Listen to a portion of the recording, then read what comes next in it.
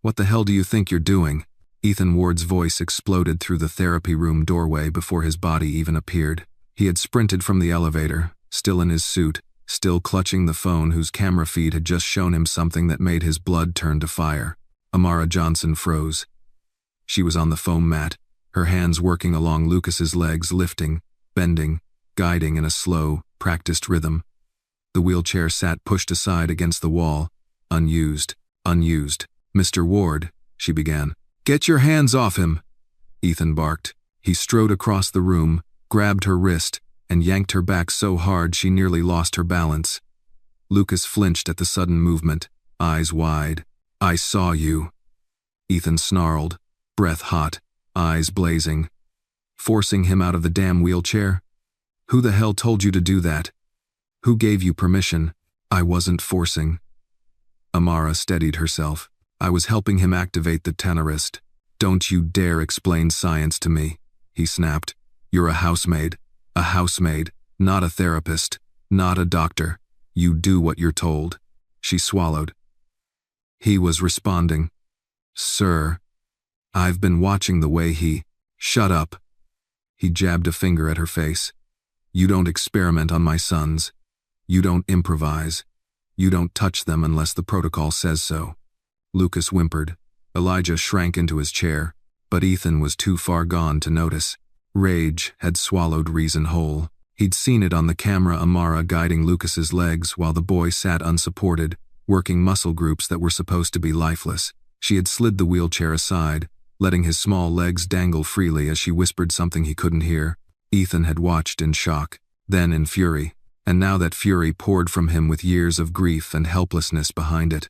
This, he kicked the wheelchair lightly, is what doctors prescribed. This is what keeps him safe. You are what jeopardizes him. Mr. Ward, Amara said, voice trembling but steady. Your sons don't only need safety. They need… I don't care what you think they need, Ethan shouted. You think you know better than their physicians? Their specialists? My wife, God rest her soul, trusted actual professionals. Amara blinked, a flicker of hurt crossing her face. I'm not trying to replace your wife. You couldn't, even if you tried, he snapped. His words hit her like a slap. Then he added the real slap. An actual one. His palm cracked against her cheek, not hard enough to knock her down, but enough to jolt her, enough to make the boys gasp softly, enough to break something invisible in the room. Stay away from my kids, he growled. One more stunt and you're out on the street. Do you understand me? A long silence stretched, thick, electric, painful. I understand, she whispered. Ethan didn't wait. He grabbed the wheelchair, repositioned Lucas stiffly, then did the same to Elijah with hands that shook with adrenaline. He forced a calm he didn't feel. Therapy is done for today, he muttered. I'll take over. Amara backed toward the door, rubbing the side of her face. I wasn't hurting them. You were hurting me, he said coldly. Get out. She left without another word. That evening, the penthouse felt unnaturally quiet. Even the hum of the city outside, sirens, distant horns, footsteps on the street seemed muted, as if the world were holding its breath. Ethan sat alone in his study, bourbon untouched, the ice melting into pale amber swirls. His reflection in the window looked older than 42. Harder. Angrier. He wasn't proud of hitting her. He didn't do things like that. His father had. Ethan swore he never would. But when he saw her holding Lucas's legs, something inside him snapped. He reached for the tablet. He shouldn't, but he did. The camera feed opened to the recording from earlier that day. He tapped play. Amara sat on the floor again, her posture soft, her presence steady. She slid Lucas carefully off the wheelchair and into her lap, bracing him just enough for support. She hummed a gospel tune, This Little Light of Mine, barely above a whisper. Lucas lifted his head toward the sound. Elijah, usually blank, distant, turned his face toward her too. She touched Lucas's knee. There you go, sweetheart. Little by little. Just try. Try. The word sliced through Ethan like a quiet accusation. He watched her lift Lucas's small leg. The boy didn't resist. In fact, it almost looked like he was helping. His foot twitched. Ethan leaned closer to the screen. Then he saw it. Lucas smiled. A real smile. Small, crooked, but unmistakably joyful. Elijah, always the quieter one, reached for her sleeve with shaky fingers, as if asking for his turn. Ethan froze. He rewound the video, played again, paused, leaned back slowly. When was the last time either of them looked like that? When was the last time he'd heard a genuine sound of happiness from them? When was the last moment in 3 years that his home held something other than routine and resignation? He pressed play a third time. There was no denying it. They were happy. And more than that, they were moving. Slightly, but unmistakably. Ethan exhaled a trembling breath and pressed his palms to his eyes. He had yelled at her, shamed her, hit her, for the one thing that had brought his son's joy. He replayed the moment he slapped her, his stomach twisting. That wasn't who he was. That wasn't who Rebecca married. He set the tablet down and stared at the ceiling. Throat tightening. What if he'd been wrong? What if the doctors were wrong? What if the world had given up on his boys, and Amara was the only one who hadn't? God, he whispered to the empty room. What have I done? Outside, the red light of the security camera blinked. For the first time in years, Ethan didn't feel comforted by its watching eye. He felt exposed. He closed the tablet slowly, but not before whispering a sentence he hadn't said in 3 years. I'm sorry. Raced. If you feel for these characters, hit like and comment where you're watching from. Someone near you might be watching this story too. The rain hadn't stopped in 3 days. It tapped softly against the floor-to-ceiling windows of the penthouse. A rhythmic patter that used to soothe Ethan Ward. Not anymore. Now, it was just another reminder. A sound tied forever to the night. Everything changed. He stood by the glass, staring at the Boston skyline bathed in gray. The city never stopped, never cared. People bustled down sidewalks below, umbrellas bobbing like floating dots. Cars hissed past puddles. Somewhere, horns blared in the distance. And up here, Ethan couldn't stop seeing the moment he picked up the phone in San Francisco and a voice told him his wife was gone. Mr. Ward, there's been an accident. It had been a Tuesday. Emily was driving the boys home from their preschool recital. Lucas had worn bee-wings made of cardboard and glitter. Elijah had been the sun, a paper halo crooked around his head. She'd sent Ethan a photo. He never opened it. He was on stage pitching to investors. She called once. He silenced it. She didn't leave a voicemail. The drunk driver ran a red light doing 70. The impact crushed the driver's side. The EMT told him she died instantly. The boys were alive, but barely. The hospital performed emergency surgery within the hour. The scans were clear. Spinal trauma, L1, L2. Prognosis, unlikely to walk, ever.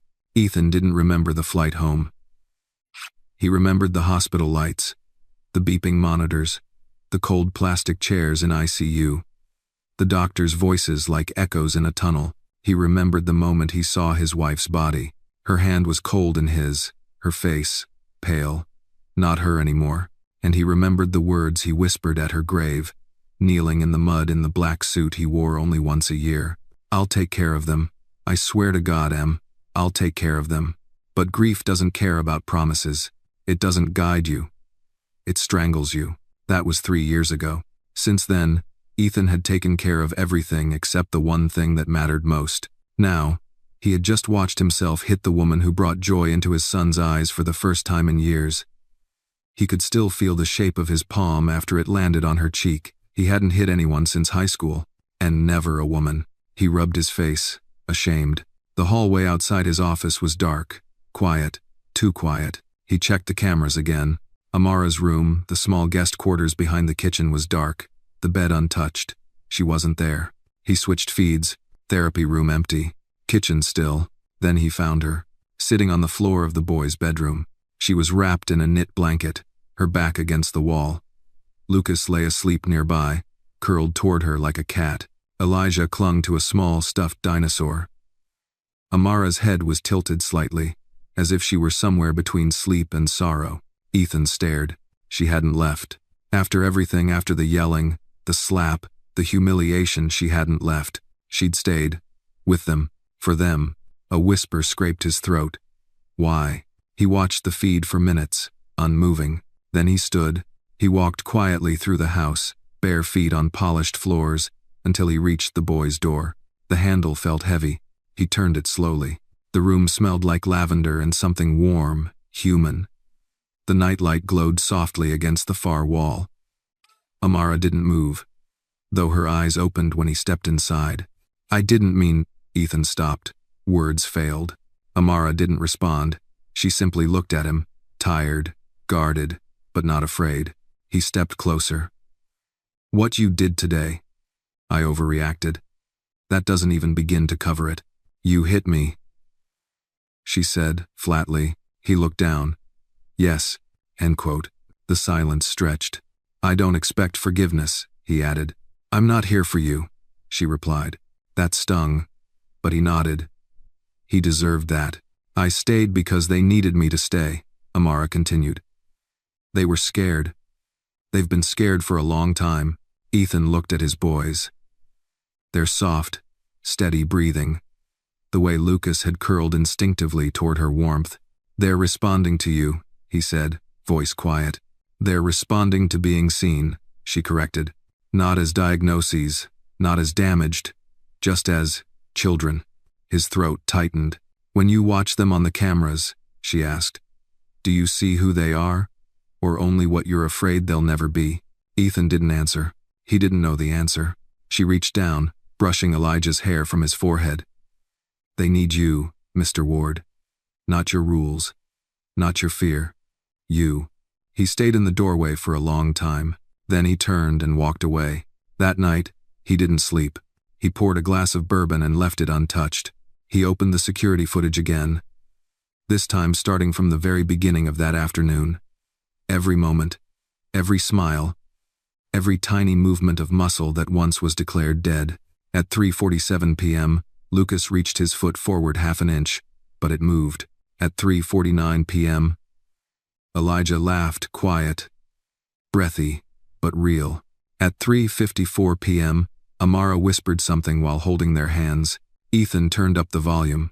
"Lord," she murmured. "They say these boys can't, but I see them trying. And trying is where miracles begin."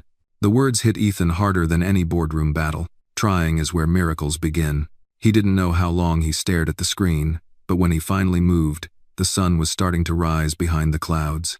He opened his email, addressed it to Dr. Leslie Kramer. Subject: New observation protocol. And then a second email, to his assistant: cancel next week's Dubai trip. No travel this month. He closed the laptop, went into the boys' room, and sat quietly in the armchair beside their beds.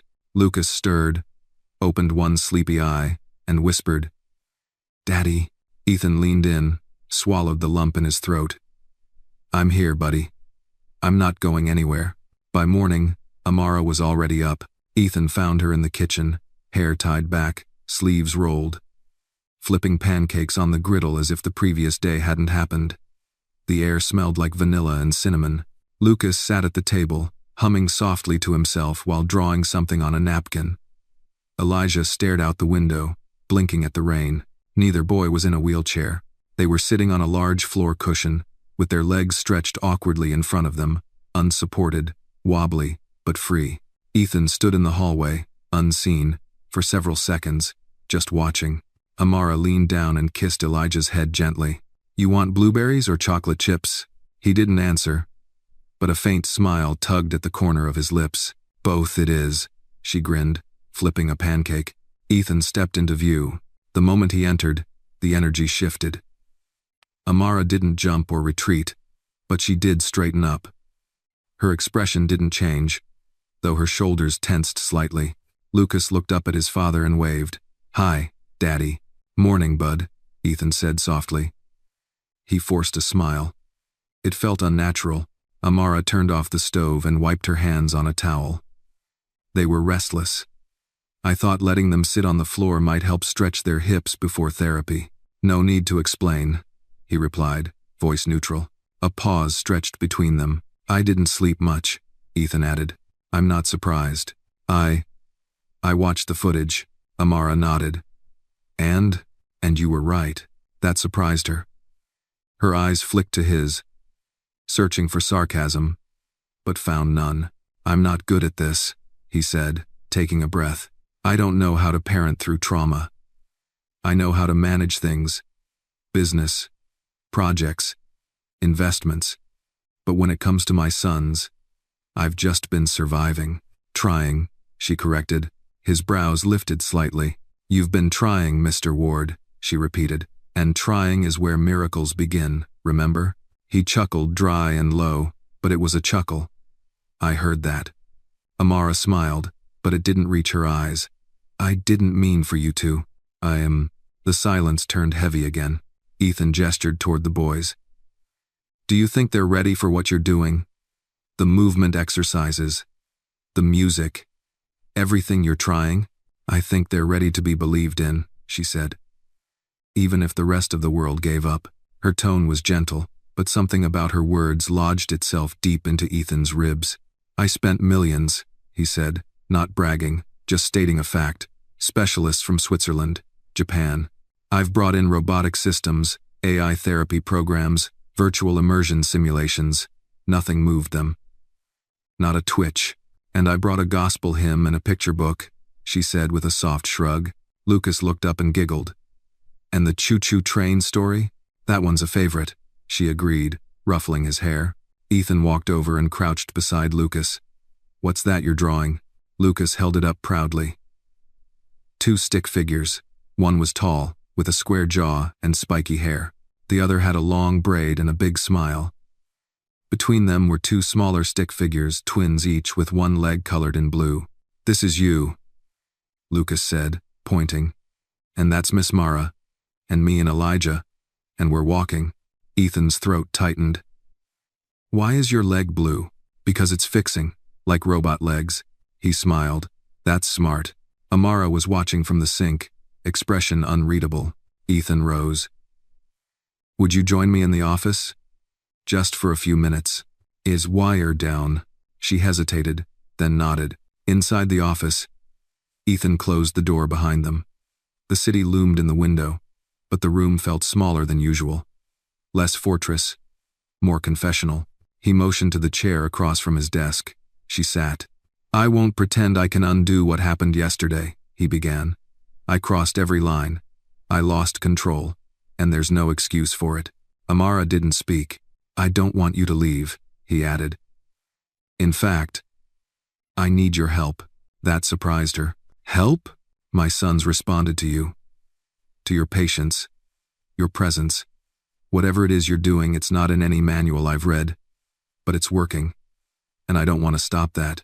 I'm not licensed, she reminded him. I know. I'm not a therapist. Still aware. I'm just exactly what they needed, he finished. Amara looked away. Ethan sat forward. I contacted Dr. Leslie Kramer.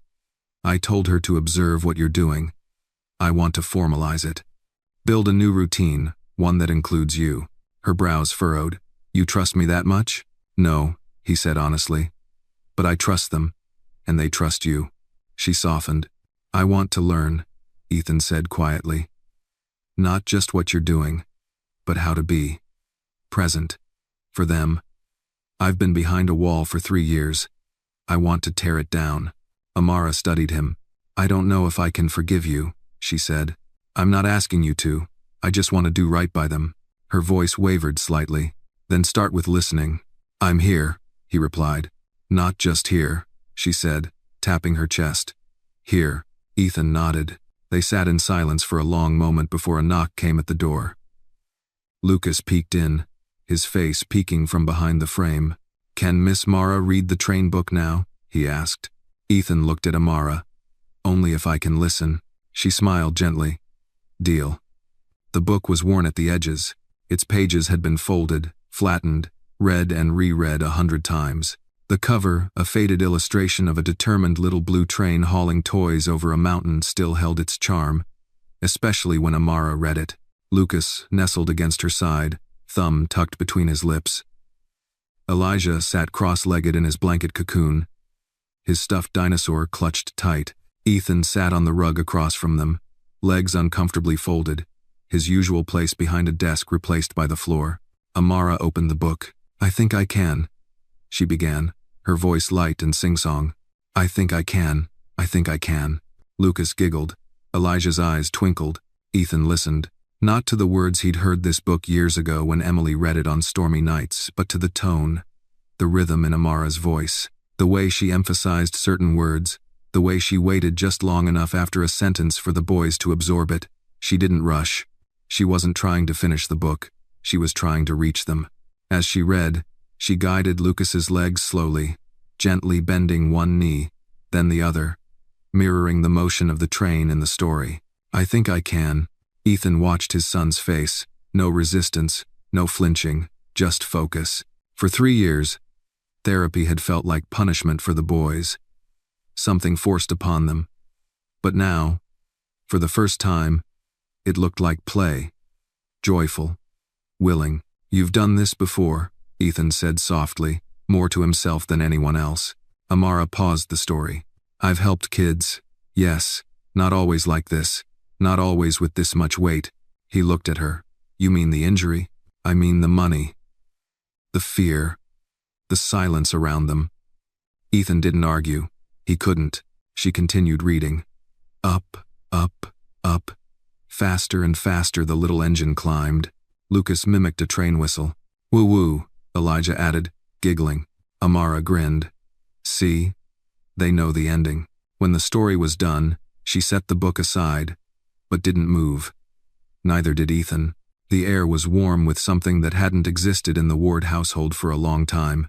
Peace. Ethan finally broke the silence. When did you first know they could move? I didn't know, Amara said. I believed. That's not very scientific, he said with a half smile. No, she admitted, but it's human. Later that day, Ethan did something unusual. He canceled all his meetings.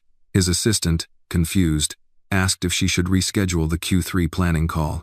No, he said. Cancel it. Indefinitely. Instead, he stayed home. He observed. He asked questions. He helped with feeding time awkwardly, spilling mashed peas on the countertop. Elijah giggled. Lucas tried to mimic him and accidentally smeared applesauce on Ethan's shirt. Ethan laughed. Actually laughed. Afterward, Amara guided them through what she called rhythmic mobility, a slow pattern of gentle stretches and timed muscle engagement. Ethan watched her closely. You're using music therapy techniques, he noted. Rhythmic entrainment, she confirmed. Not officially certified, but it helps trigger involuntary response through repetition. You taught yourself? I learned from my grandmother, she said. And from trial and error. Lucas tried to lift his foot. It trembled, hovered, then dropped. He looked disappointed. Amara reached down and cupped his cheek. It's okay. Trying is winning. Ethan felt that line sink somewhere deep. How many times had he punished himself for trying and failing, as if effort didn't matter? That night, Ethan went to his study, but didn't open his laptop. Instead, he opened a drawer and pulled out an old photo album. Emily's handwriting still labeled the spine. Ward Family Year 1. He flipped through the pages, tiny socks, ultrasound photos. Sleepless nights turned giggling mornings. There was one photo of him holding both twins, their heads nestled in the crook of each arm. He looked tired, pale, and happy in a way he barely remembered. He ran his thumb over Emily's smile. I'm sorry, he whispered. I should have done this sooner. A knock came at the door. It was Amara. She held a thermos in one hand and a folded blanket in the other. Thought you might need something warm.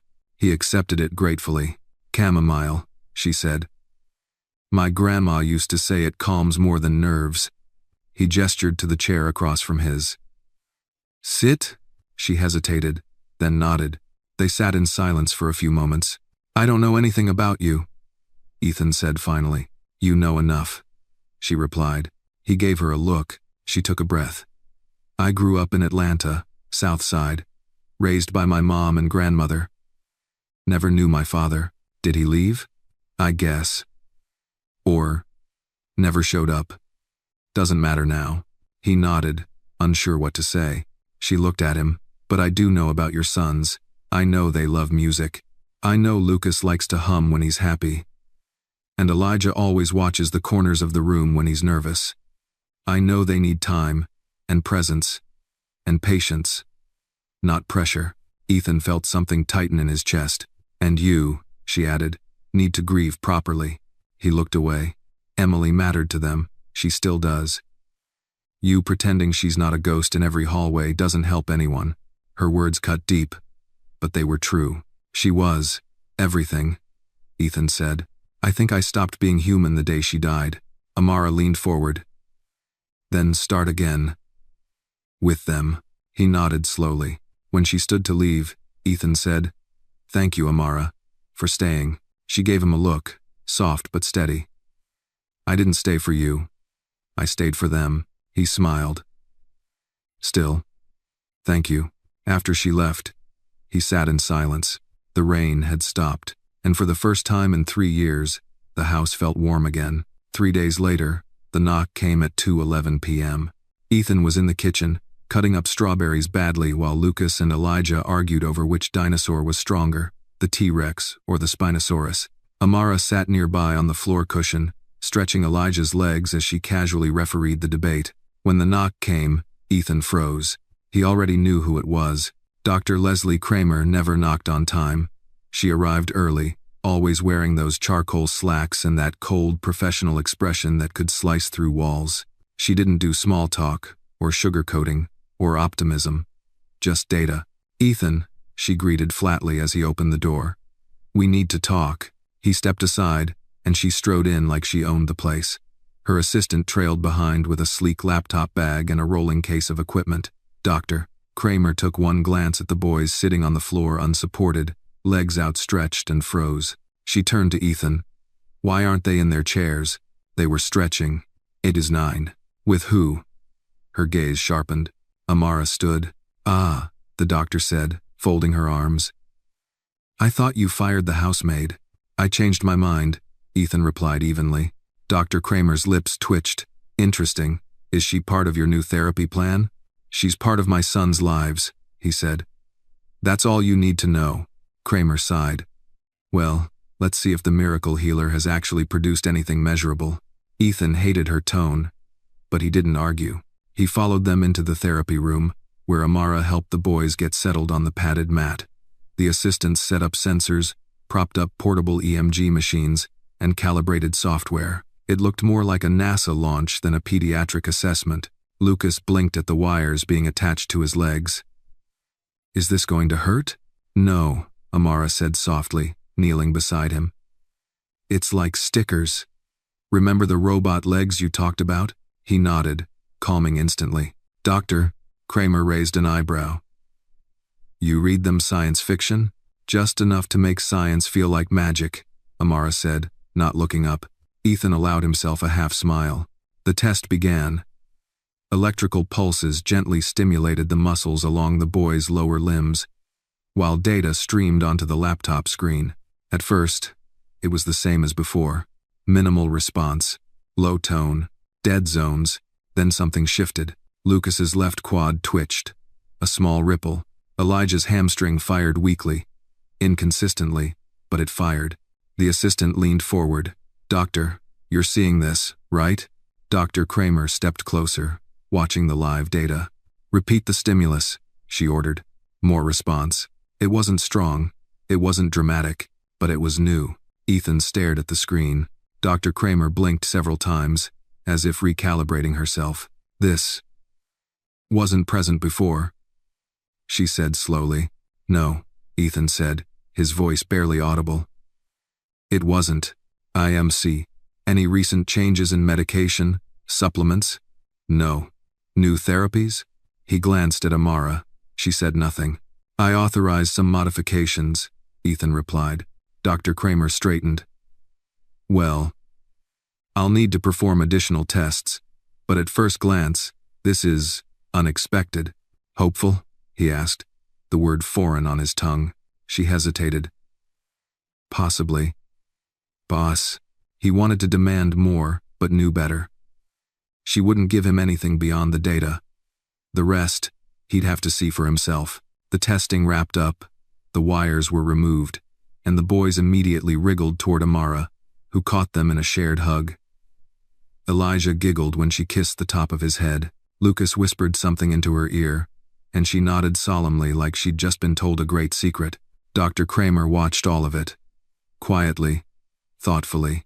As she packed her bag, she turned to Ethan. "I'd like to adjust their official protocol," she said. "Whatever is happening, it's worth exploring." As Ethan raised an eyebrow. "You mean including what she's doing?" "I mean including what works." He nodded.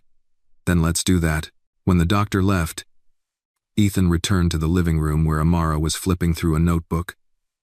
Her face was neutral, but he could tell she'd been holding her breath the entire time. "You heard," he said. She nodded. "I'm not celebrating. Not yet. But something happened." "Yes," she whispered. They moved. He sat down across from her. "I didn't think this would ever happen," he admitted. "Not in 3 years. Not after all the money. All the experts. I thought, if it hasn't happened by now, it won't." "I know," she said. "I buried hope," he added. Amara looked at him for a long moment. "I don't blame you for that," she said softly. "But I never buried it. Because I never had the luxury to." He frowned. "What do you mean?" "Kids like yours, white, rich, born into opportunity when something tragic happens. The world rallies. But kids like me, like the ones I used to help in the South Side, nobody rallies. So we learn to fight for hope, because we have to." Ethan leaned back, absorbing that. "My boys are lucky you stayed," he said finally. She didn't respond. That night, he watched the footage again, not because he needed to, but because he wanted to. The moment Elijah's muscle twitched, the way Amara whispered, "That's it, sweetheart." Just like that. The screen captured it all but somehow still didn't do it justice. Hope was growing. Quietly. Patiently. And for the first time in 3 years, Ethan Ward began to believe it might stay. The invitation was accidental at first. Amara had just finished cleaning up after therapy. Elijah's socks were in the laundry. Lucas had left a line of toy dinosaurs across the hallway, and Ethan was standing at the fridge, holding a takeout menu like it was a foreign script. The boys were sprawled across the living room carpet, content, quiet, and still beaming from earlier praise after their tiny muscle victories. Ethan looked over his shoulder at Amara. "You ever make spaghetti?" She blinked. "Excuse me?" "Spaghetti. Like, from scratch. The kind with garlic, meatballs, the whole deal." "I mean, I could," she said slowly. "But isn't that what you pay 3 chefs for?" "I fired them last week," he said casually. Amara raised an eyebrow. "All 3? They made perfect food, but my sons never touched it. And if I'm going to learn how to live again, I figured I should start with food they actually eat." She smiled, leaning against the counter. "What brought this on?" Ethan shrugged. "You said I needed to be present." This felt like a start. Amara looked at him for a beat. "You're serious about dinner?" "I am. Unless you'd rather clock out." She glanced toward the boys, who were now arguing about whether dinosaurs would have liked spaghetti. Then she turned back to Ethan. "All right then," she said. "You grab the pasta. I'll handle the sauce." To ID. They moved through the kitchen like cautious dance partners, bumping elbows, fumbling spices, and searching drawers Ethan hadn't opened in years. At one point, he reached for the oregano and spilled half the bottle across the floor. Lucas giggled from the hallway. "Daddy's bad at cooking. Thanks for the support," Ethan muttered, crouching to clean it up. "You're learning," Amara said, tossing him a dish towel. "That's more than most." 2 was. Ethan stood and looked at her, noticing the ease in her smile, the steadiness of her presence. She had a way of being fully grounded in the room without ever demanding space, like the heartbeat of the house had quietly synced to her pace. As the sauce simmered, Elijah wandered into the kitchen with his dinosaur, clutching it like a shield. Amara crouched. "Want to help me stir?" He nodded and handed her the toy instead. She chuckled. "I guess this little guy is the chef tonight." "How so?" Ethan watched the way Elijah leaned against her, trusting her without hesitation.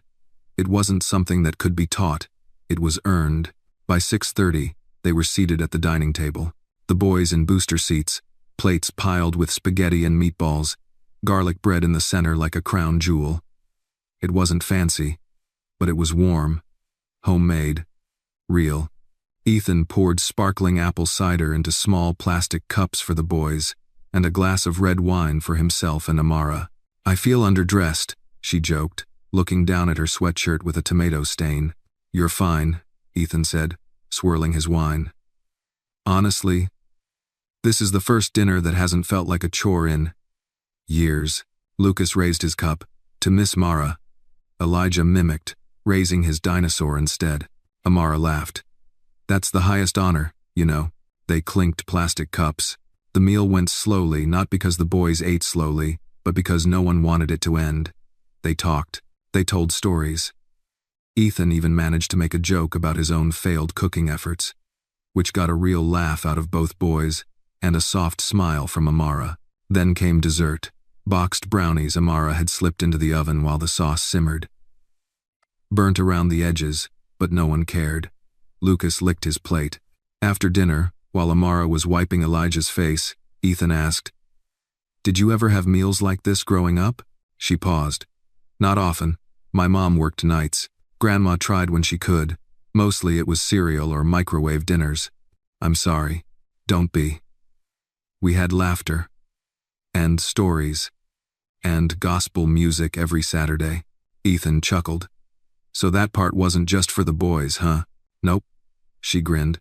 "That was for me, too." As she stood to take the plates, Ethan stopped her. "Leave it. I'll do the dishes."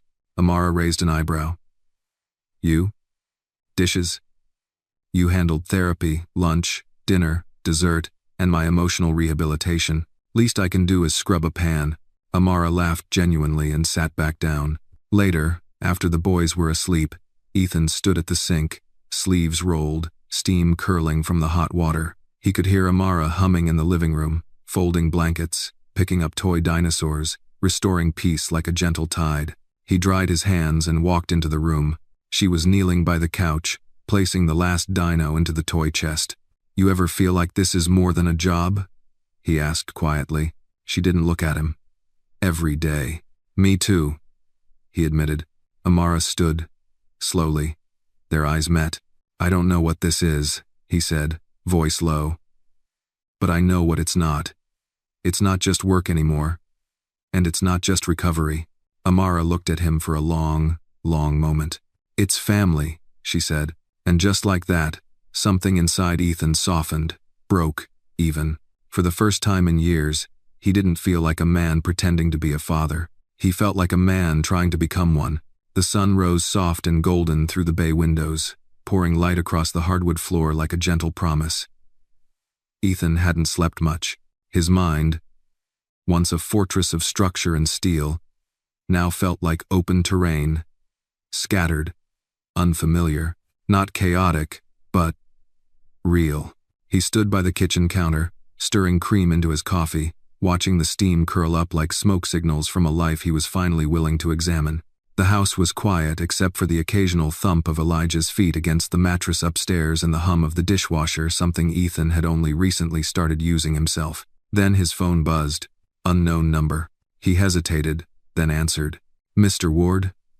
The voice on the other end was male, clipped, professional. "This is Anthony Graves. From the county records office. You'd requested a search on birth records for a Miss Amara Lynn Hill?" Ethan straightened. "Yes. Ender. Well," Graves said. "It took some digging. A lot of older files weren't digitized. But I found something interesting." Ethan's heartbeat quickened.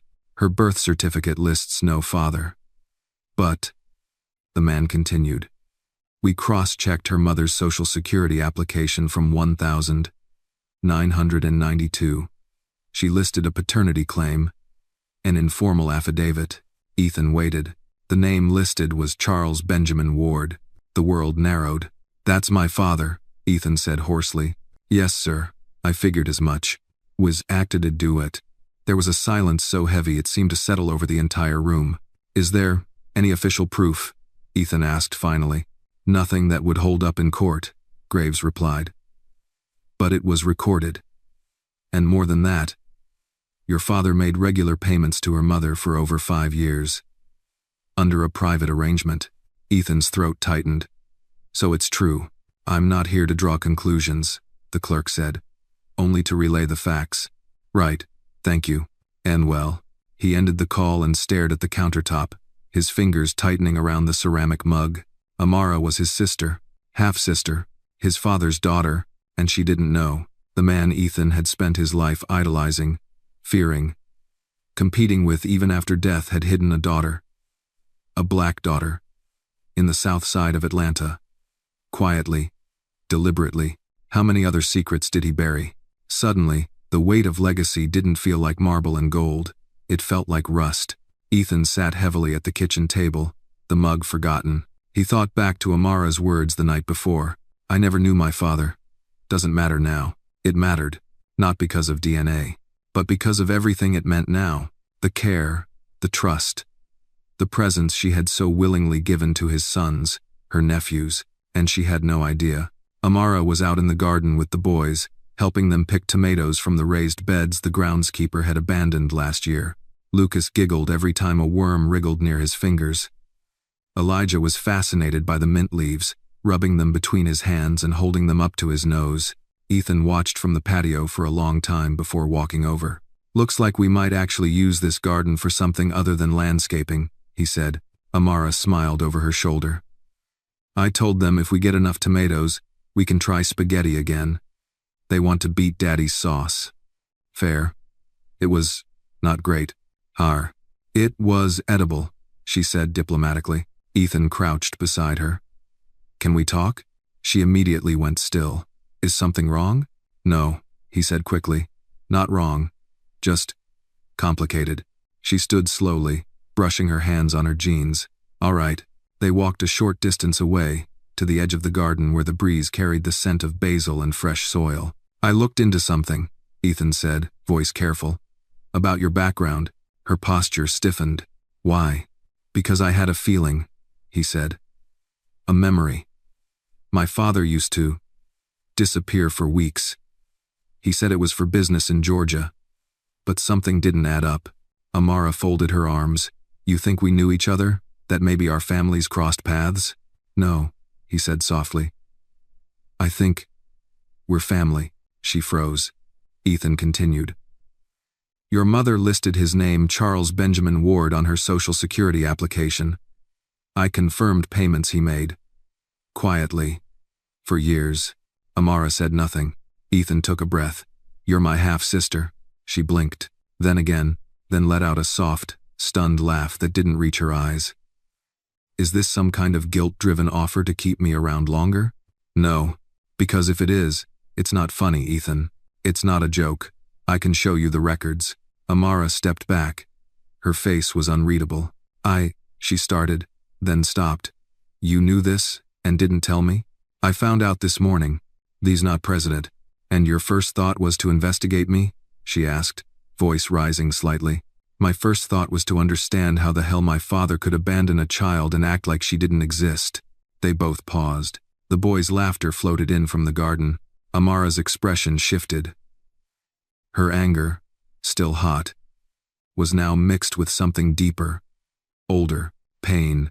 I used to sit on the porch waiting for someone to come back, she said softly. I didn't even know who. I just believed someone would. Some kind of miracle. I guess miracles don't knock. They investigate. I didn't mean to hurt you. She looked away, arms hugging herself.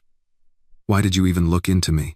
Because you felt familiar, he admitted, in a way I couldn't explain. And when you talked about your mother where you grew up, something clicked. I had to know. Amara didn't speak for a long time. Then finally, she looked him dead in the eye. So what now? Ethan swallowed. Whatever you want. You can walk away. I'll support you either way. I just thought you had the right to know. I'm not walking away, she said quietly. Not from them. Ethan nodded. And you? I don't deserve you, he said honestly. Not as family. Not even as a friend. But I want to try. If you'll let me. Amara stared at him for several seconds, then nodded once. Try, she said. But don't expect me to call you brother anytime soon. Ethan chuckled, his throat tight. Fair enough. They stood in silence again, the breeze rustling the leaves around them. Behind them, Lucas shouted, "Miss Mara, look, I got 3 tomatoes." She turned toward the sound, and in that moment, Ethan saw it. The connection that had always been there, not just in her care, but in her blood. The days that followed were quiet, but not in the way silence used to sit in the Ward estate. This quiet wasn't cold. It was full. It was the stillness of healing wounds, of long-held truths settling into the soil like seeds waiting for spring. Ethan didn't press Amara. After that morning in the garden, he gave her space. Not out of avoidance, but respect. Some truths weren't meant to be digested in a day, especially when they cracked open everything a person thought they knew about themselves. Still, she hadn't left. She showed up every morning, just like always, helping Elijah with breakfast, brushing Lucas's curls back behind his ears, organizing therapy time, music time, garden time. If anything, she became more present, but Ethan noticed it the moments when her eyes drifted. When she stared a little too long at a photo of Charles Ward in the hallway. When she flinched slightly at the sound of Ethan's voice calling her name. When the boys asked her about her family and she took just a second too long to answer. One night, as the boys slept and Amara sat in the den folding tiny socks, Ethan walked in holding a cardboard box. "What's that?" she asked, not looking up.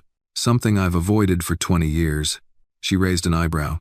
"My father's letters," Ethan said, placing the box gently on the coffee table. Unopened, all addressed to me, all written before he died. Amara froze. Sock halfway folded. "You kept them?"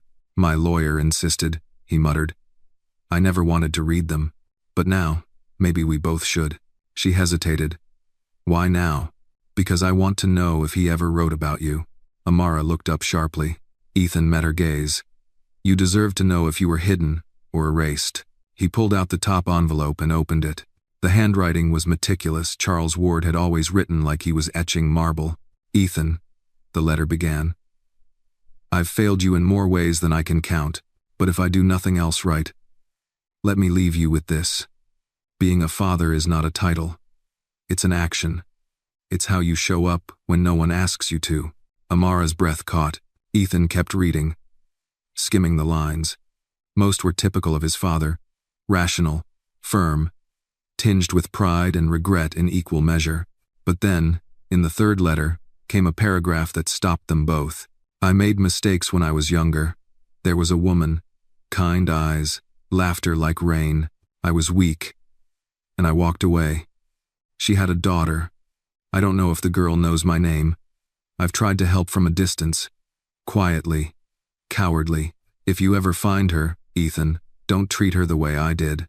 Silence. Amara stared at the letter like it might burn through her hands. Ethan said nothing, just handed it to her. She didn't read it again, just folded it once, placed it in her lap, and stared at her own trembling hands. "I always thought my father was some nobody who didn't want me," she said quietly. Ethan sat beside her, the couch groaning under his weight. "I used to imagine him.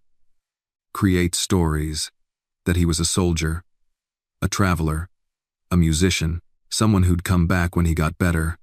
And when he didn't, I told myself it was because I wasn't worth coming back for." Her voice cracked on the last word. Ethan closed his eyes. "I'm sorry," he said again, his voice low. "For all of it. It's not Agatha." She wiped at her eyes quickly. "You didn't do this." "No," he agreed. "But I let my father's silence become part of my legacy. I let him define how I built this house. How I parented. How I didn't show up." Amara glanced at him. "I don't want his legacy anymore," Ethan said. "I want a new one. With you, with the boys, with truth." They sat in that shared quiet for a long time, the box of letters still between them, like a grave marker finally acknowledged. Later that night, Amara tucked Elijah in and sat with Lucas, who asked, "Miss Mara, do you have any brothers or sisters?" She paused, then slowly smiled. "Yeah, baby. Turns out I do." He blinked. "Where are they?" She looked across the hallway, where Ethan was carrying a glass of water to the nightstand. "He's learning to be one," she said softly. Right down the hall. The next morning brought something new. A guest. Ethan's mother. Genevieve Ward. She hadn't visited in over a year, not since the funeral. She arrived in pearls and perfume, her driver opening the back door of a long black town car. Her hair was perfectly set. Her lips were tight. "Ethan," she greeted, eyes scanning the porch like she expected it to be cleaner. "You've lost weight." "Good morning, Mother." "And the boys?" "Thriving." Her eyes narrowed with suspicion. "And who is she?" Genevieve asked, gesturing inside toward the sound of Amara's voice reading to the boys. "She's why they're thriving." Genevieve's face twisted, just slightly. "The help?" "No," Ethan said, standing taller. "Family." She blinked, unsure whether to be horrified or confused. "Excuse me?" "We'll talk inside," he said firmly. Genevieve hesitated. "You've always had a habit of making dramatic announcements, Ethan. If this is some charitable phase, it's not." He cut in. "It's truth, long overdue." Genevieve didn't move for a moment. Then, without another word, she stepped inside. And just like that, another ghost had arrived at the table. But this time, Ethan wasn't afraid of them. Because this wasn't about the past anymore. It was about the family he was building, brick by brick, truth by truth. Genevieve Ward stood in the foyer like it offended her. Her eyes swept over the modern fixtures, the wooden floors she had once insisted be marble, the faint fingerprints on the glass railing. Her gaze paused when she saw the framed painting over the fireplace, a minimalist piece Emily had chosen years ago. "That should have been replaced," she said, brushing invisible lint from her sleeve. "It stays," Ethan replied, leading her into the sunroom. Emily loved it. Genevieve's silence was a verdict. Amara entered from the hallway, carrying a laundry basket on her hip. Her eyes met Genevieve's, and for a beat too long, the room felt frozen. Genevieve's voice broke the stillness. "You must be the young woman I've heard so much about." Amara nodded politely. "Yes, ma'am. And you're still here?" "I am." Genevieve's smile was tight. "That's unexpected."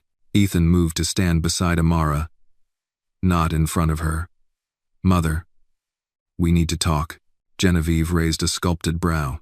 "So I've been told." They settled into the sunroom, Genevieve upright in the white armchair like she was at a royal court, Ethan leaning on the edge of the windowsill, and Amara across from them, folding her hands tightly in her lap. "This isn't easy to say," Ethan began, "but it needs to be said." "Please," Genevieve said, sipping tea she hadn't asked for. "Shock me. Amara is my sister, half-sister." Genevieve blinked. Once, twice, then calmly set her teacup down. "Whose idea of a joke is this?" "No joke," Ethan said. "She's Charles Ward's daughter." Silence. Then a breath, shallow and sharp. "That's impossible," Genevieve said. "He would never." "He did. He paid her mother quietly for years. There's a paper trail." Genevieve's face hardened, but her voice stayed composed. "Your father was many things. Weak, perhaps. Ambitious to a fault. But he wasn't reckless. Keeping a daughter hidden is the definition of reckless." 21. Amara said nothing, but her hands tightened in her lap. Genevieve turned to her. "And you just arrived? Took a job in this house? Why?" Amara held her gaze. "I didn't know. I was just trying to make a living. Care for children. That's what I do." Genevieve studied her, head tilted slightly. "You have his eyes. I wouldn't know." "I do." The silence thickened. Genevieve looked at Ethan. "And what do you expect to happen now? You want to parade her around? Introduce her to the board? Acknowledge her in public?" "I want to tell the truth," Ethan said. "And destroy your father's legacy in the process?" Ethan stood fully now, jaw clenched. His legacy was built on lies, on control, on silence. If the truth ruins it, it deserves to fall. Genevieve didn't move, but her expression flickered. "You sound more like him than you think." Amara stood slowly. "Mrs. Ward, I'm not here for your blessing, or your anger. I'm not even here to claim a place. I've always had to earn my place." Genevieve looked her up and down. "And yet here you are," Amara nodded. "Yes, because your grandsons, our nephews, needed someone. And I showed up. Every day. No matter what your son thought of me. No matter what your husband hid. I showed up." Genevieve didn't respond. Whatever you believe, Amara said, voice steady. I'm not going anywhere. Always. She turned and walked out, leaving Ethan alone with his mother.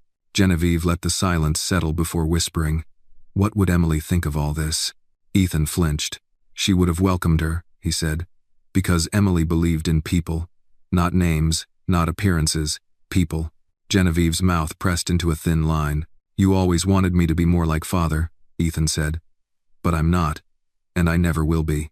Oh. He left her there, sitting in the fading sun, her pearl necklace a noose of pride around her throat. That night, thunder rolled in. The storm wasn't loud, but it was steady rain tapping against the glass like a warning. Ethan walked the halls after midnight, unable to sleep. The house had changed. Not just in its air, but in its walls. It no longer echoed with grief. It breathed. He passed the boys' room, Lucas snoring softly, Elijah cuddling his dino under the covers, and paused at the guest suite. Amara's light was still on. He knocked lightly. "Come in," she said. He opened the door to find her sitting on the edge of the bed, a book open in her lap, but unread. "I'm sorry," he said. "For what?" "My mother. Today. Everything." Amara shrugged. She was exactly who I expected her to be. Ethan sat in the chair by the window. The rain painted shadows on the walls. "She's always measured people by pedigree," he said, "not purpose." "Well," Amara said, "good thing I'm not here to impress her." "I meant what I said, about legacy." Amara closed the book. "Then start building one." Ethan looked up. "With you?" She didn't answer right away. Then, with truth, the rain softened. The house seemed to exhale. "Do you want to be part of this family?" Ethan asked. Amara smiled faintly. "I already am." I was too arm. Outside, lightning lit up the sky. But inside, for the first time in a long time, there was no fear of storms. Only the slow, steady rewriting of everything that once was. The conference room at Ward and Lionel Holdings was a cold cathedral of glass and power. 12 leather chairs surrounded a polished mahogany table. Sunlight streamed in through floor-to-ceiling windows that overlooked downtown Chicago. Everything about the room, its silence, its sterility, its gleaming chrome edges, had been designed to make people feel small. Ethan Ward sat at the head of the table, unshaven but commanding, a man with truth in his pocket and fire in his chest. The board had gathered for the quarterly review, though Ethan knew this meeting wouldn't be about numbers. Not really. Not this time. Every member of the board had heard the rumors, the Maid, the scandal, the possibility of a hidden sibling, and of course the fact that Ethan had gone public with it. Just 3 days ago, an op-ed had appeared in the Tribune titled, "A Heir, a Secret, and a Legacy at Crossroads." He hadn't leaked it, but someone had. Now the whispers had teeth. Gordon Mason, the CFO and a family friend of 30 years, leaned forward first. "Ethan, before we begin, I want to address the elephant in the room." Ethan nodded slowly. You've confirmed that Amara Hill is your half-sister?" "Yes. We were gawed by that saying." "And that she's employed in your home?" "She's part of our family, and the boy's recovery wouldn't have happened without her." Several board members shifted in their seats. "You do realize the media is going to spin this as a scandal," said Margot Chu, head of international partnerships. "Hidden child. Housemaid. Inheritance implications. It writes itself." "I'm not responsible for the lies my father buried," Ethan said calmly. "But I am responsible for how I respond to them." His question, "And you're choosing to respond by giving her access to the estate?" Ethan met her eyes. "I haven't signed over anything. I've only told the truth." "That's naive," Gordon said, steepling his fingers. "The public doesn't reward honesty. They devour it." "Let them," Ethan replied. Margot narrowed her eyes. "What about the trust fund? The Ward Foundation?" "She's technically eligible for a seat on the philanthropic board." "I'm aware," Ethan said, "and if she wants it, she's earned it." Gasps flickered across the table. "You can't be serious." "She's my sister," he said. "And more than that, she's a woman who's shown more compassion, resilience, and integrity than half the people in this room." Silence. Then, quietly, from the far end of the table, a voice spoke. It was Eleanor Phelps' old, sharp, and nearly forgotten in board meetings since Charles Ward died. But today, her voice cut like a scalpel. "I knew your father better than most," she said, "and I knew the corners he cut, the pride he swallowed, the guilt he carried." All eyes turned toward her. "I knew about Amara," she said. Ethan sat back, stunned. "What?" "Not her name, not her face. But I knew he had a daughter somewhere. He told me once drunk, after your mother's birthday gala. Said he'd failed someone, said his legacy would never be clean." She looked directly at Ethan. "You think you're destroying the Ward name, but you're not. You're repairing it." The room fell into a stunned hush. Then Gordon cleared his throat. "Even so, we can't ignore the risk." Ethan stood, slowly. "The risk isn't Amara. It's us. It's continuing to pretend this company, this family, was ever perfect. It wasn't. And the only way we move forward with integrity is by acknowledging every piece of the truth, even the pieces that make us uncomfortable." He placed both palms on the table. "Amara's not the scandal. Our silence is." And with that, he walked out. Back home, Amara sat curled on the patio with a blanket and a book she hadn't turned a page in for 20 minutes. Genevieve Ward sat across from her, uninvited but polite, sipping tea from a delicate china cup. "I see they've written about you," Genevieve said dryly, nodding toward the paper on the table. "Must be strange, becoming someone's headline overnight." Amara looked out at the trees. "I've been invisible my whole life. A few words on paper don't scare me." "When day?" Genevieve didn't answer immediately. Then, "You're stronger than I gave you credit for." "I've had to be." The older woman nodded. "So did I. When I married Charles, I knew he came with ghosts. I just never thought one would come home." Amara turned to her. "I'm not here to take anything from you. I know that now," Genevieve said. "But it's not about what you're here for. It's about what you are."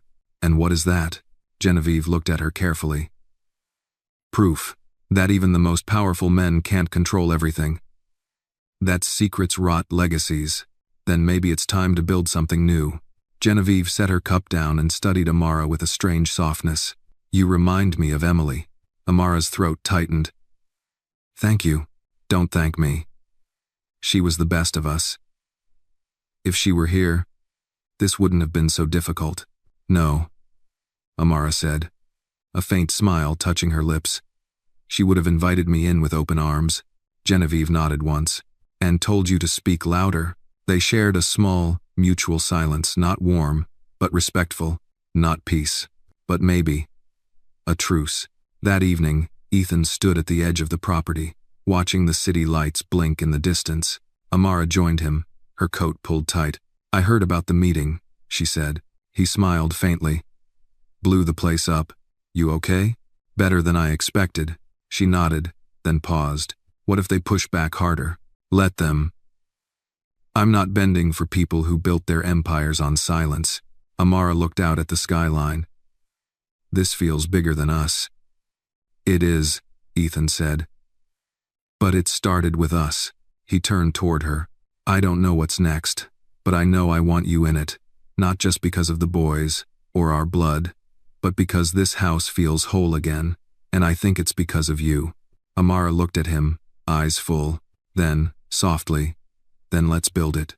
Something better." Is 17, and in the silence that followed, under the weight of legacy and the light of truth, they stood side by side, not as maid and employer, not as scandal and savior, not even as just siblings, but as two people finally ready to rewrite the future. The week that followed moved like a slow breath, measured, cautious, but real. Amara stayed. Genevieve didn't return. The boys laughed more freely, their words blooming like spring blossoms. Elijah started asking to walk more than sit. Lucas insisted on calling Amara Auntie Mara in public. And Ethan? He began to understand what wholeness felt like, how it moved quietly through a home, not in grand gestures, but in the way people looked at each other and stayed. But the world outside wasn't done. Late Wednesday morning, Ethan's lawyer, Martin Sellers, arrived in a navy blue suit and a folder full of warnings. "We need to talk," Martin said, setting down a thick file. "The media's spinning faster than we can control. Gossip sites are running with it. The Billionaire and the Black Maid, the illegitimate ward, and worse. Ethan didn't flinch. Let them run. Martin lowered his voice. This isn't just PR. Some members of the foundation board are calling for a paternity test. Ethan looked up slowly. Why? They want proof before Amara's included in any trust or charitable board appointments. She hasn't asked for any of that. I know, but perception matters more than requests. The board is claiming fiduciary duty. Ethan leaned back in his chair. Do you agree with them? Martin sighed. Legally, they have a case. Ethically, it's garbage. But if you want to silence them, there's one way to do it. Ethan stared at the folder. A blood test. When Amara entered the study later that day, Ethan handed her the folder. She read it slowly, lips tightening with each page. They want to test me like I'm some disputed artifact? She asked, voice quiet. I didn't ask for this, Ethan said, but you didn't stop it either. Ethan hesitated. I didn't want to risk you being dragged through court. This ends it. One test, one time. Then no one can question your place again. Amara stared at him, a storm behind her eyes. You think I need their permission to belong here? No, he said quickly. But they do. And right now, they still hold power. She folded the paper carefully. What if the results come back, and it doesn't say what we think? It will. But if it doesn't, then nothing changes, Ethan said. You're still their aunt. You're still my sister in every way that matters. Amara looked down, arms crossed. Her voice dropped. When I was 10, my mom was accused of stealing from her job at the clinic. They searched our apartment, pulled everything out, dresser drawers, even my toy box, all for $60. No one apologized when they found the real thief. I remember how they looked at us, like we were guilty just for existing. Ethan's jaw tightened. I told myself I'd never let anyone treat me like that again. You're not being treated like that now, he said, reaching forward. She stepped back. Aren't I? Ethan's hand dropped. Amara breathed deeply. I'll take the test. Not for them, for the boys. So one day, when they hear the whispers, we have something louder. Truth, she nodded. Let's give them that. The blood test was drawn at a private clinic, discreet and sterile. The nurse recognized Ethan and asked for a selfie. He declined. Amara sat silently during the process, her jaw tight, her gaze fixed on the floor. It would take 72 hours, 3 days of silence, 3 days of history waiting to be confirmed by science. On the second day, Ethan received a visitor, Gordon Mason. He arrived unannounced, uninvited, and unshaken by the gate security. They met in Ethan's study. I'm here off the record, Gordon said, adjusting his cufflinks. I figured. Some members of the board are worried. About the vote next week. About you. They should be. I tried to protect your father's reputation for decades, Gordon said. It wasn't easy. I'm not here to protect him. I'm here to undo the damage. Gordon leaned forward. Then, let me propose a deal. Ethan's eyes narrowed. I'm listening. You keep Amara out of the public eye. No board seats, no public statements. In exchange, the trust committee stays quiet. No legal blocks, no hearings. Ethan's voice dropped. You want her erased. I want to avoid a war. Ethan stood slowly. Then you picked the wrong man to negotiate with. She's going to be a target, Ethan. Her past will be dragged through the dirt. That's the world we live in. Then maybe it's time we change the world. Gordon rose, his face stony. Your father would never have allowed this. Ethan's voice cut like a blade. And that's exactly why I will. Gordon left without another word. The results came the next morning. Positive, 99.9%. Half-siblings. Blood didn't lie. Amara sat at the kitchen island, the paper in her hands, her eyes wet but defiant. Ethan poured her a glass of water and slid it across the marble. She didn't drink it. Funny, she said, voice quiet. They needed proof. But I already had it. He looked at her. In the way Lucas hugs me, she said. In the way Elijah leans on me during music time. In the way you started showing up. That's blood. That's family. Not this. She held up the document. Ethan smiled, soft and tired. So, what do we do now? We live. she said, louder than their doubts. And for the first time in a long, bruised legacy, the truth didn't need to fight anymore. It just had to breathe. The news broke at 7:02 a.m. Ward DNA scandal confirmed. Billionaire's half-sister emerges from the shadows. The headline stretched across every major feed, followed by photographs, some blurry, some zoomed in of Amara walking with Elijah, laughing in the garden, carrying laundry through the foyer of the Ward estate. She hadn't posed for any of them. By 7:15, the phones at Ward and Lionel Holdings were ringing non-stop. By 7:30, reporters were parked just outside the estate gates. By 8, Amara was sitting at the kitchen table, staring at the front page of a newspaper Ethan had tried and failed to intercept before she saw. Her face was on it, not posed, not proud, just human. "They caught me tying Elijah's shoelace," she murmured. "That's their big exposé?" Ethan sat across from her. "I told them to back off. We can file an injunction." She shook her head. "No. They'll just circle back later with a bigger lens and a nastier headline. They crossed a line." "Yes, they always cross a line," Amara said, "especially when you look like me." She folded the paper and exhaled. "But if I run now, I'll always be the secret they want me to be." Ethan frowned. "You're not a secret." "I was never supposed to be known," she said. "That's what this all comes back to, right? Your father's choice. My mother's silence. Their shame." Ethan rubbed his forehead. "You don't owe the world anything." "No," Amara said, her voice strengthening. "But maybe I owe it to myself to stop hiding." She looked him in the eye. "I want to speak. In my own words. My own voice." Ethan sat up straighter. "A public statement?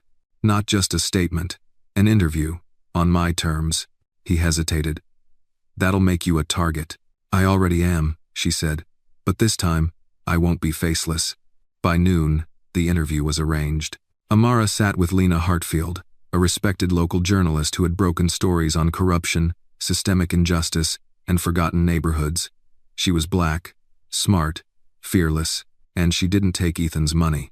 They filmed in the Ward sunroom, with Elijah's piano in the background and no stylists in sight. The first question was simple. "Why now?" Amara smiled softly. "Because I spent too long thinking I wasn't enough.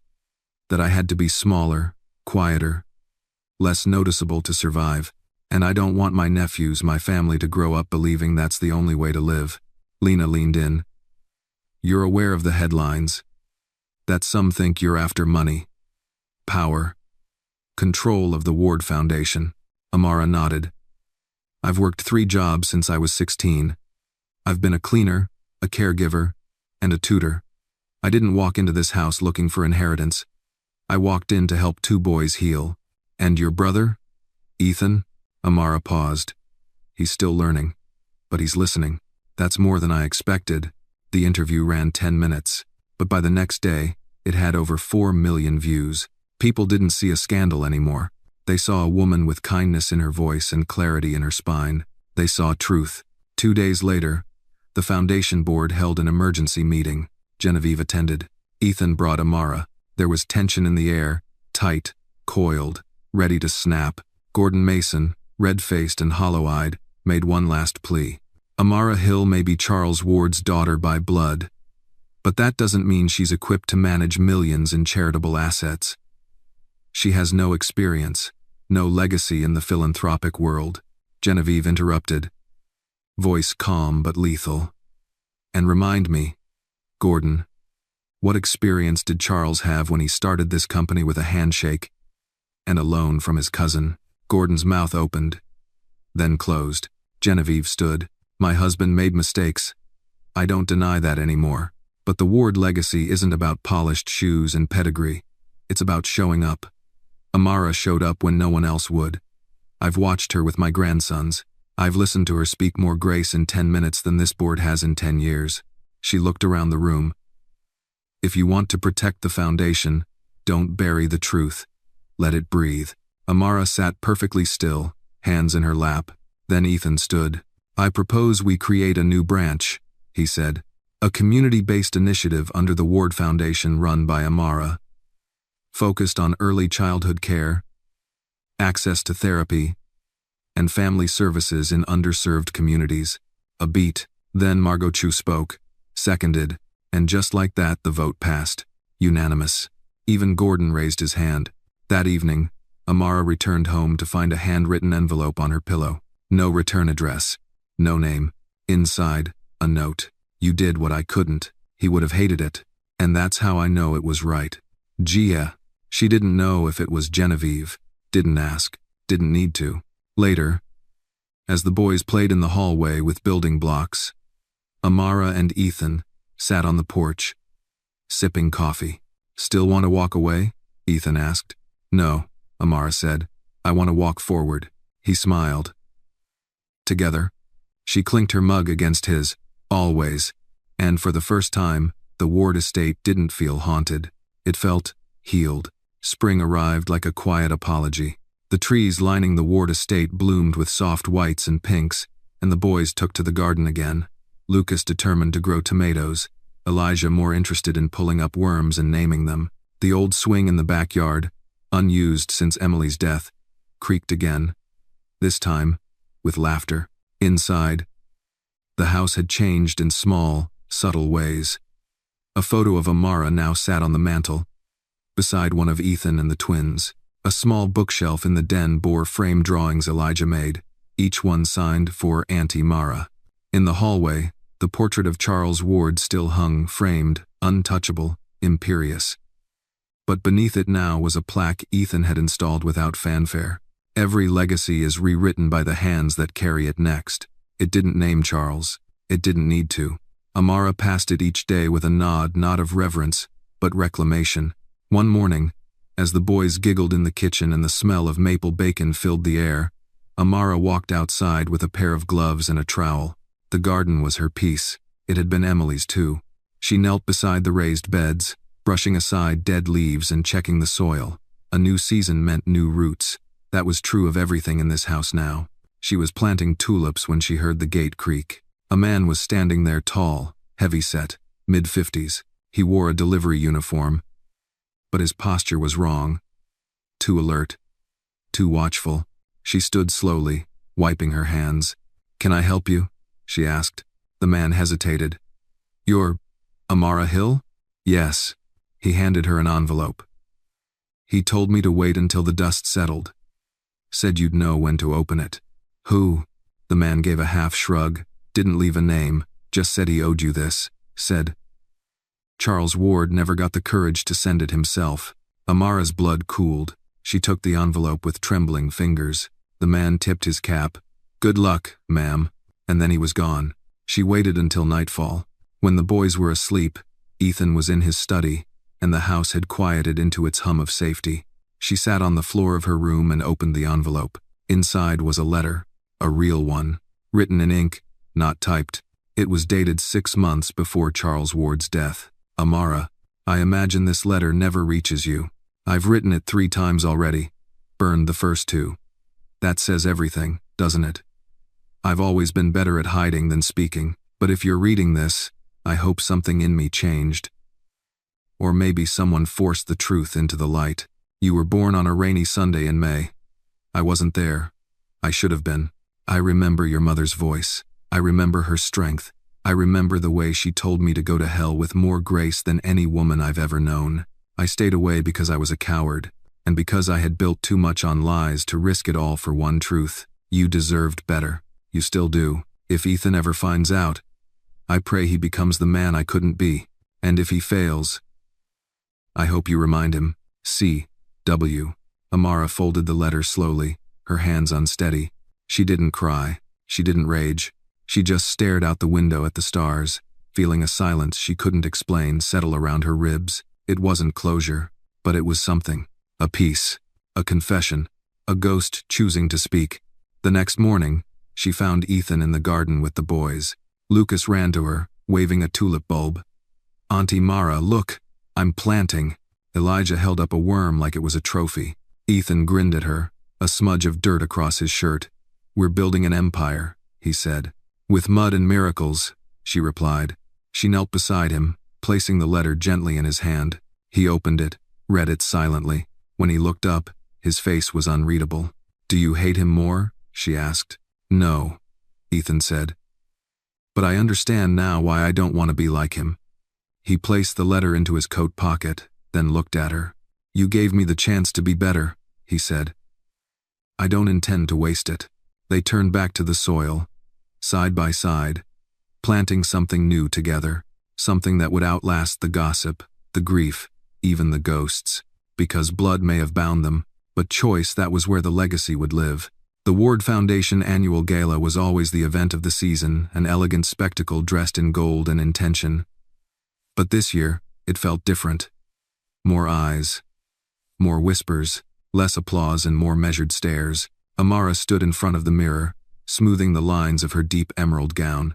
It was modest, tailored, and striking, picked by Genevieve herself, with the offhand comment, "If they're going to talk, give them something worth whispering about." Elijah had helped choose the earrings. Lucas insisted she wear her hair curly. Ethan just looked at her like she belonged, like the air was steadier when she was near. This was her first public appearance since the truth. Not as the maid, not even as the sister, but as a ward, a woman stepping into a room her blood had never been allowed to enter. As she descended the marble staircase into the foyer, Ethan waited at the bottom, tucks pressed, hair slightly unruly. He offered his arm with a small smile. "Ready to go upset some dynasties?" Amara took his arm. Born ready. The venue glistened. Crystal chandeliers, long stem glasses, and violins playing subtle renditions of pop music echoed through the grand ballroom. Chicago's elite were in attendance. Philanthropists, senators, old money names that controlled more than currency. When Amara entered with Ethan, the hush was immediate. Heads turned, eyes widened, and the whispers began. "She's the one. Is that his sister? Thought she was the help." Amara's spine lengthened. Ethan leaned in. "You're doing great."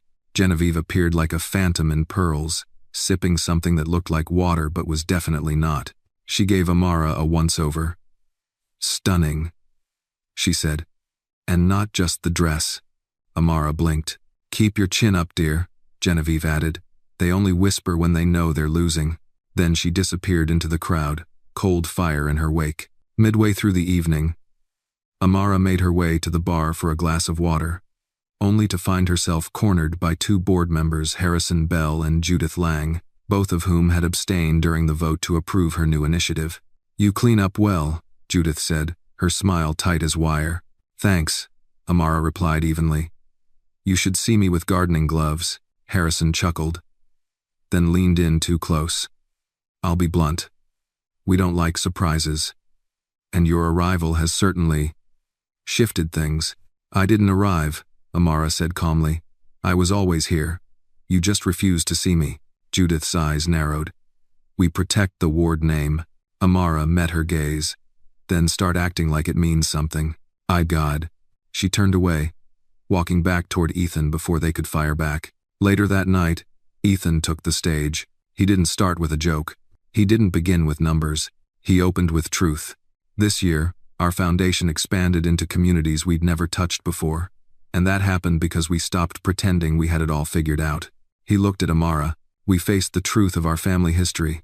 A history that includes silence, shame, and now, finally, growth. People shifted in their seats. "This," Ethan said, gesturing toward Amara, "is my sister. And this year, she launched a new division under our foundation to bring therapy, care, and opportunity to children and families, often ignored." A soft ripple of applause. Ethan smiled. "We're not perfect. But perfection was never the goal. Progress is." He stepped down. Amara didn't expect the standing ovation that followed, but it came. Slow, hesitant, then sincere. Not everyone stood, but enough did. And for the first time, the weight on her chest didn't feel like stone. It felt like pride. Back at the estate, after the boys had gone to sleep and the staff had retired, Amara stood on the balcony, still barefoot in her gown, watching the moon cast soft shadows over the garden beds. Ethan joined her with 2 cups of tea. He handed one over. "Not champagne. But better," she said, taking it. They stood in silence for a while. Then Ethan asked, "Do you miss her? Your mother?" "Every day," Amara whispered. "Do you think she'd be proud of you?" Amara looked at the stars. "She didn't raise me to chase power," she said. "She raised me to be kind. But I think she'd be proud. I found a way to be both." Ethan nodded. They stood a while longer, two wards, one by name, one by soul, watching over the house that had once been a fortress of secrets. Now, it was becoming something else, a home. The storm came without thunder, just a sky gone gray and a wind that whispered wrong things through the trees. Amara felt it first not in the air, but in the boys. Lucas clung to her all morning, uncharacteristically quiet. Elijah flinched at every door slam. Something unspoken twisted through the halls of the Ward estate. By noon, the doorbell rang. It was Martin Sellers, Ethan's lawyer. His suit was rain-damp, his expression grim. Ethan met him in the study. Amara stayed in the hallway, listening from a respectful distance until she heard a name that pulled her into the room like a magnet. Gordon Mason's gone rogue. Ethan's jaw clenched. "What's he done?" Martin sighed. "He filed a formal complaint to the Ward Foundation Oversight Committee. Claims you violated ethics guidelines by installing Amara into a leadership position based on personal relationship. That's ridiculous. She's qualified. The vote was legal. I haven't the mutter. He's not aiming to win," Martin said. "He's aiming to muddy. He wants a hearing, media coverage, public scrutiny, enough to scare the board into pushing you both out." Amara stepped into the room. "He's trying to make an example of me." Martin looked at her with pity. "He's trying to fracture public trust, and he's betting race, class, and whispers of nepotism will do the work for him." Ethan ran a hand through his hair. "How long do we have? A week? Maybe less?" "Oj." Amara crossed her arms. "Then we speak first." Martin raised an eyebrow. "What do you mean?" "We hold a press conference, not defense, declaration. We get ahead of him. We tell the story ourselves. My story. Ethan's. The boys. The whole truth." Ethan looked at her, proud but worried. "You'll be targeted again." Amara shrugged. "Let them aim. I'm done ducking." Martin nodded. "It's risky." She smiled faintly. "So is growth." Hector. That evening, as rain began to fall soft and slow, Amara sat beside Elijah's bed, stroking his hair. He held her hand tight. "Are you leaving?" he whispered. Her heart cracked a little. "No, baby," she said. "Why would I leave?" He blinked up at her. "Lucas said people on the news are mad at you." She kissed his forehead. "Sometimes when you tell the truth, people get scared." "Why?" "Because truth changes things. And not everyone wants to change." He nodded slowly. "But you help people. That's the goal. Then, you can have my dinosaur." She laughed, tears prickling. "That's the highest honor I've ever received." Later, she found Ethan in the library. Lights low. Old records spinning. He poured her a glass of whiskey this time. No tea. They sat on the couch, shoulders just brushing. "Do you ever think about what would have happened if I'd never come here?" she asked. "All the time," he said. "I'd still be the man who thought silence was strength. And my sons, they'd still be waiting for someone to show up." She swirled the glass in her hand. "I'm not perfect, Ethan. I've made hard choices, ugly ones. So did Emily. So did I. So did everyone who ever loved someone." They were quiet a moment. Then he asked, "Do you ever wonder if maybe this, all of this, was supposed to happen?" Amara looked at him, really looked, and said, "No. I think life is a mess. I think we get bruised and shoved and sometimes blessed by accident. But we choose what we do with it.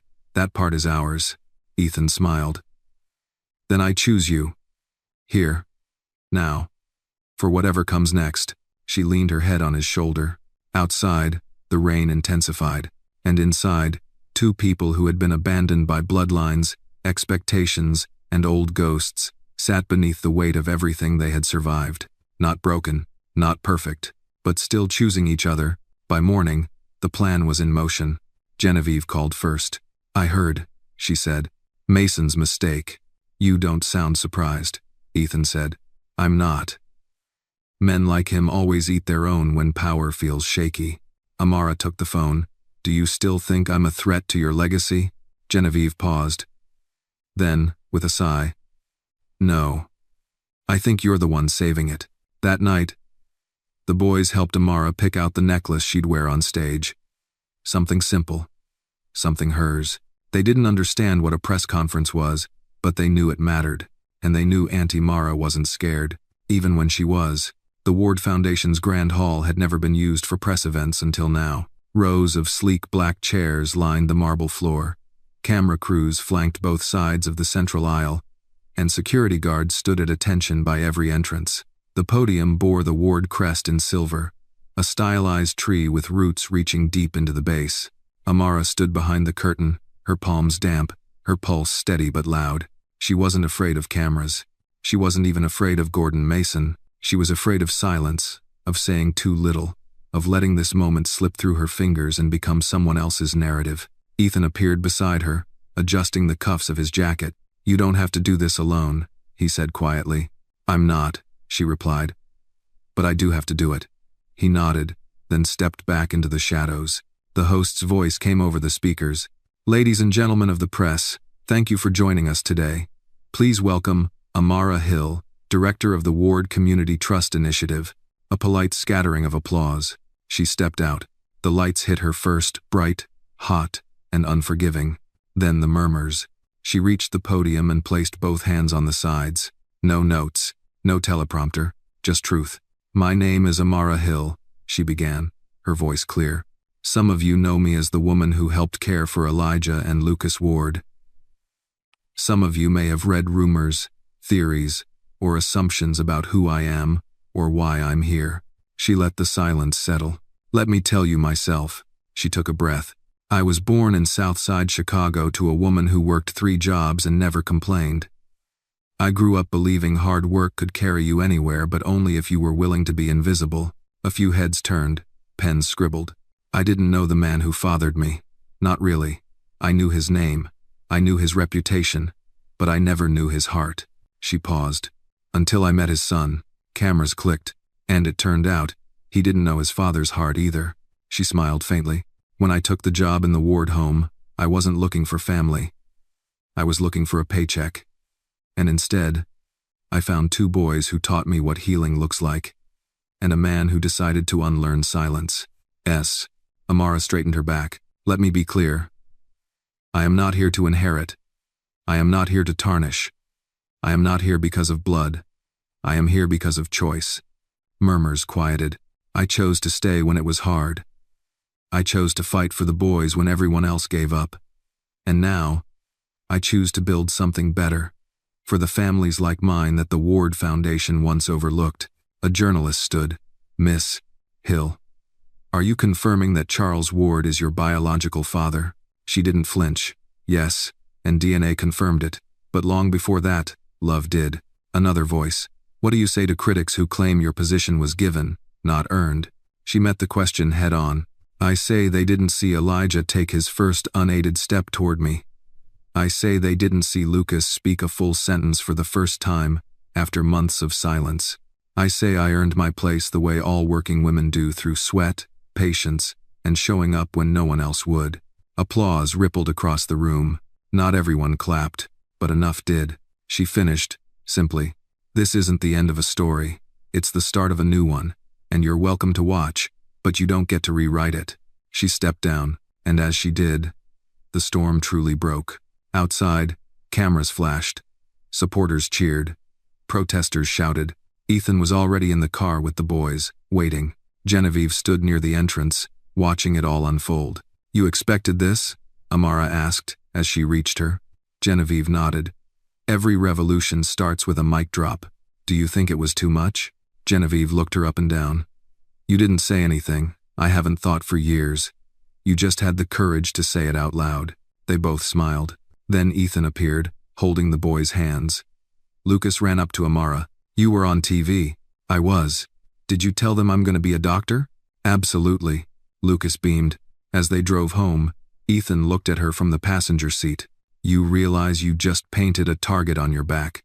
She looked out the window, the city lights rushing past like old regrets. Good, she said. Now they'll stop aiming at the boys.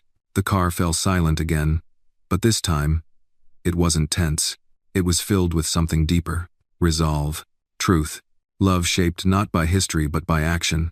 The fallout came quickly. Within 48 hours of Amara's speech, major media outlets picked up her full remarks, broadcasting them nationwide. Talk shows debated her boldness. News anchors questioned the Ward Foundation's legacy. Online forums lit up with support and opposition. And then, Gordon Mason fell. An anonymous whistleblower leaked a set of internal memos from Mason's private consulting firm, revealing decades of backdoor deals, embezzlement from charity accounts, and quiet coercion campaigns targeting former board members. His empire, once so polished and untouchable, collapsed in a single news cycle. By Friday morning, the FBI had raided his home. By Friday afternoon, Mason's lawyer released a trembling, half-hearted denial. And by Friday night, Ethan Ward stood before a private emergency board session to announce new leadership ethics reforms crafted by Amara. She never asked to be at the table, but now, she was the table. Back at the estate, things felt quieter, not with fear, but with clarity. Even the boys noticed it. The staff smiled more freely. Genevieve lingered longer in the sitting room, and Ethan, for the first time in years, didn't end each night buried in spreadsheets or behind a locked office door. Instead, he read, out loud, to the twins. He sat between their beds with a copy of Charlotte's Web, his voice gentle, his expression full of something Amara hadn't seen before. Peace. She watched from the doorway one night, arms folded, heart full. He looked up and caught her gaze. You're next, he said softly. For what? To read, to rest, to breathe. Even Dudo. But healing wasn't linear. It never was. The day after Mason's arrest, Amara received a letter, no return address. Inside was a single sentence, typed in cold black ink. Your mother was no saint. Ask her why she really left. There was no name, no signature, just poison on a page. Amara sat with it for hours, the edges crumpling in her hand. She didn't show it to Ethan, not yet. Instead, she went to the garage, climbed into her old car, the one she had kept in working order, even though Ethan offered to buy her something newer, and drove to the south side, back to the neighborhood where everything started, where she learned to fight, to serve, to survive. She parked outside the rust-colored apartment building she hadn't seen in years. The paint peeled. The mailboxes were dented. But it still smelled like home grit and grease and memory. Inside, she found Miss Celia, her mother's oldest friend, sitting in the same lawn chair she always had, in the hallway by the broken elevator. Well, I'll be, Celia said, her voice like gravel and honey. You're dressed like a lawyer and walking like your mama. Amara smiled faintly. Can I ask you something? You drove across town in heels. You better. Amara showed her the note. Celia read it slowly. Her lips pursed. Then she handed it back. People love to rewrite women's stories when they're gone, especially women who scared them. Did my mother ever? No, Celia said firmly. She never stole. She never ran out. She chose to leave the Ward name behind. Not out of guilt. Out of dignity. She refused to be a secret kept in a mansion. Amara's eyes stung. Baby, Celia said, her hand resting on hers. Some people survive by stepping into the fire. Others survive by walking away from it. Your mama chose peace. You chose justice. And both of you were right. That night, Amara returned to the estate. The lights were low. The house was warm. She walked into the den, holding the letter. Ethan looked up from the fireplace. I got something, she said, handing it to him. He read it, then looked at her, eyes shadowed with worry. Do you want to investigate? No, Amara said. I already did. I found the truth I needed. She sat beside him on the rug, her shoulder against his. This letter doesn't change who I am. It doesn't change her memory. What does it change? Nothing, she said. That's the power of healing. It makes lies irrelevant. They sat in silence, the fire crackling beside them. Elijah padded down the stairs in footy pajamas, holding a book. Lucas followed, rubbing his eyes. Can't sleep, Elijah mumbled. Read again, Lucas said. Ethan reached for the book, but Amara took it gently. My turn, she said, patting the space between them. The boys curled up on either side of her. She opened the book and read by firelight, her voice steady. Outside, the world debated her worth. Inside, she was already home. 6 months later, the Ward estate was alive in a way it hadn't been in years. Not with lavish parties or distant echoes of old wealth, but with music, movement, and the rhythm of a new life built from broken legacies. The twins had grown taller, louder, braver.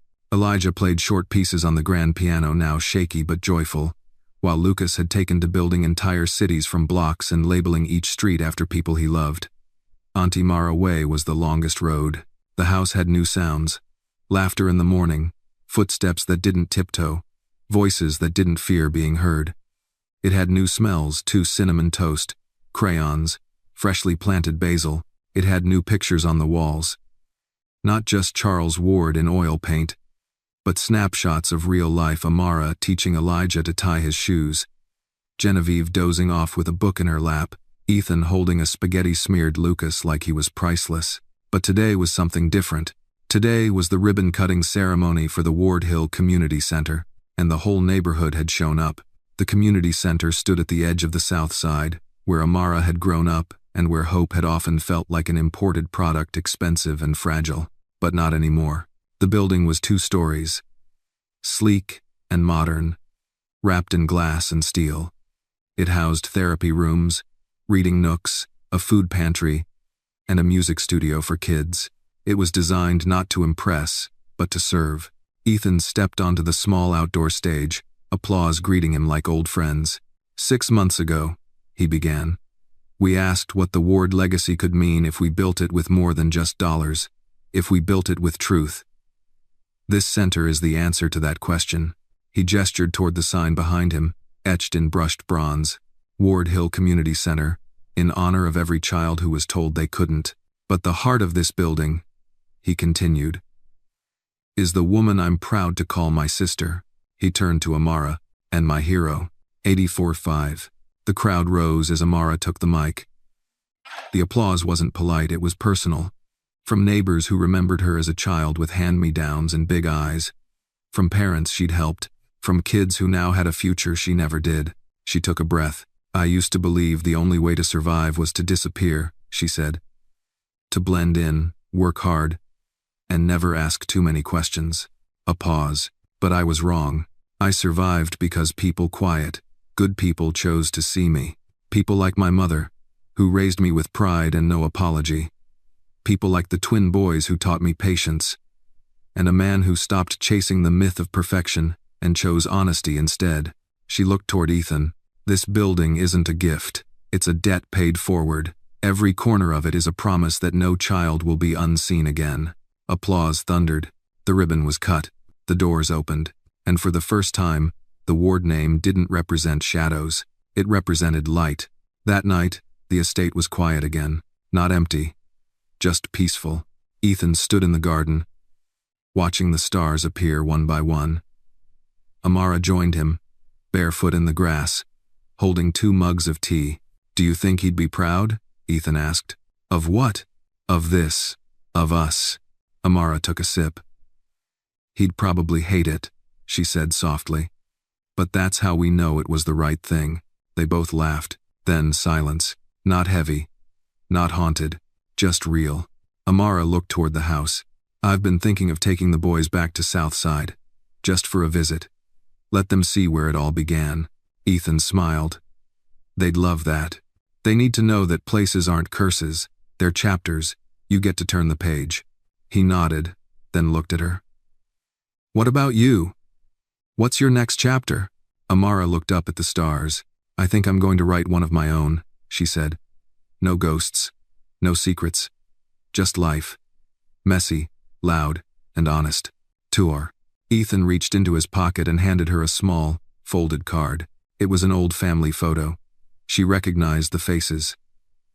But this time, someone had drawn in an extra figure, hers. I found it in Lucas's drawer, Ethan said. He said he fixed it. Amara held it close. He's not wrong, she whispered. And in the garden of a house that once buried truths, two siblings stood together, one by name, one by heart, watching the world turn quietly toward morning. The past didn't vanish, but it no longer ruled them.